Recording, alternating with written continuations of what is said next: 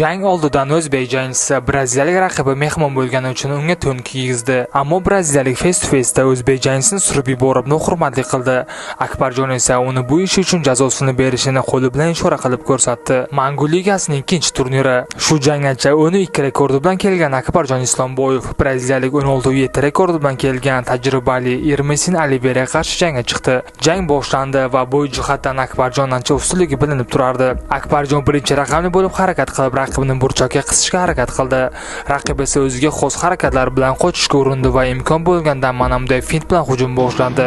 Raqib jitser bo'lgani uchun va qo'l-oyoqlari stoykada jang qilishga yetmasligini bilib, parterga chorlay boshladi. Akbarjon Islomboyev ham bunga javoban fintlar ko'rsatib, o'rnidan turib stoykada jang qilishga undadi. Shundan keyin o'zbek birinchi zarba almashuvdan kuchli zarba o'tkazib yubordi va tiklanish uchun tezda klinchga tutib oldi va jang kurashga o'tib ketdi.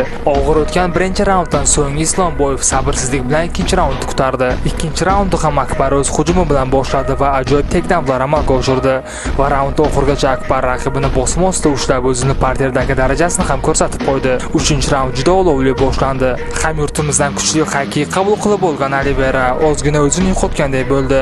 Akbarjon hujumni kuchaytirdi. Oliveyra juda kuchli javob zarbasini berdi va zarba izidan braziliyalik jangchi bor kuchi bilan hujum boshlaganda Islomboyev uni parterga olib o'tdi. Asta-sekinlik bilan raqibini burchakka setkaga qisdi va uni bo'g'ish uslubi bilan mag'lubiyatga uchratdi. Do'stlar, 28-avgust kuni, ya'ni ertaga Akbarjon Islomboyev Amerikada o'zining navbatdagi jangini o'tkazadi. Agarda ushbu jangda ajoyib tarzda g'alaba qozonsa, uni UFC'ga kirish imkoniyatlari kuchayadi.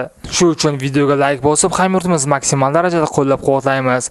Jonli efirni bizning Telegram kanalimizda ko'rishingiz mumkin. Manzil profil shapkasida. Hammaga omad.